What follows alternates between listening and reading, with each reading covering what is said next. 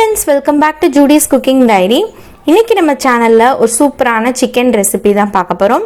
வீடியோக்குள்ள போறதுக்கு முன்னாடி கீழ இருக்கிற red colour subscribe button press பண்ணிட்டு பக்கத்துல இருக்கிற பெல் ஐகான் பிரஸ் பண்ணிக்கோங்க. நாம இன்னைக்கு வீட்லயே KFC ஸ்டைல்ல Krispy Fried Chicken தான் பார்க்க போறோம். வெளியில நல்லா கிறிஸ்பியா, உள்ள நல்லா மாய்ஸ்டா, ஜூசியா எப்படி செய்யறதுன்னு பார்க்கலாம். வாங்க வீடியோக்குள்ள போலாம். நான் இன்னைக்கு சிக்கன் லெக்கை தான் வந்து ஃப்ரை பண்ணி காமிச்சிருக்கேன். ஃபஸ்ட்டு நம்ம மேரினேஷனுக்கு 1/2 கப் அளவுக்கு மோர் சேர்த்துக்கோங்க. இதுக்கு பதிலாக பால் கூட சேர்த்துக்கலாம். பட் மோர் சேர்த்திங்கன்னா கொஞ்சம் நல்லா அந்த புளிப்பு டேஸ்ட் கிடைக்கும். ஒரு முட்டையை உடச்சி ஊற்றிட்டு அதில் 1 டீஸ்பூன் இஞ்சி பூண்டு பேஸ்ட், காரத்துக்கு ஏற்ற அளவு மிளகாய்த்தூள், கொஞ்சமாக மிளகுத்தூள் சேர்த்துக்கோங்க. சீரகத்தூள் 3/4 டீஸ்பூன் அளவுக்கு சேர்த்துட்டு இந்த மேரினேஷனுக்கு தேவையான அளவு உப்பு சேர்த்து நல்லா மிக்ஸ் பண்ணி விட்டுக்கோங்க. ஒரு விஸ்க் யூஸ் பண்ணி நல்லா பீட் பண்ணிக்கோங்க. நல்லா மிக்ஸ் பண்ணதுக்கப்புறம் இதில் கழுவி வச்சிருக்கிற சிக்கனில் இந்த மாதிரி ஸ்லிட் பண்ணி அதை வந்து இந்த பேஸ்ட்டில் சேர்த்துக்கோங்க.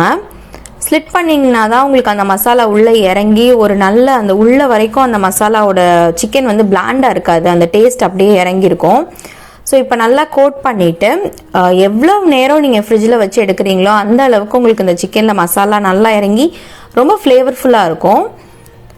மினிமம் 1 hour, மேக்ஸிமம் 6 hours, இல்லைன்னா ஓவர் நைட் கூட நீங்கள் வச்சிடலாம். ஸோ இதை வச்சு எடுத்ததுக்கப்புறம் நம்ம வந்து இந்த மாவு மிக்சர் ரெடி பண்ணிக்கலாம். மைதா 1 கப், கார்ன்ஃப்ளவர் 1/4 கப் எடுத்துக்கோங்க. சிக்கனை பொரிச்சு எடுக்கிறதுக்கு முன்னாடி தான் இந்த மாவு மிக்சர் ரெடி பண்ணிக்கணும்.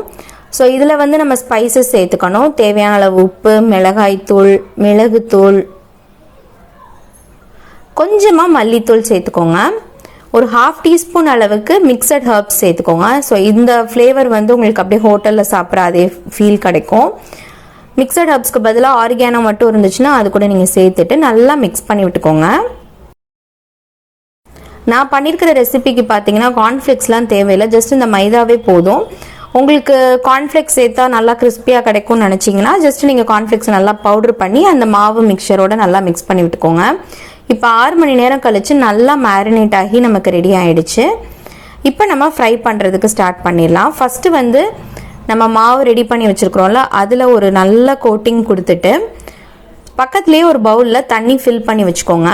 அதில் தண்ணியில் டிப் பண்ணி ஒரு 10 seconds அப்படியே டிஸ்டர்ப் பண்ணாமல் விட்டதுக்கப்புறம் திருப்பி அதை எடுத்து 2வது கோட்டிங் மாவில் கொடுத்துக்கோங்க.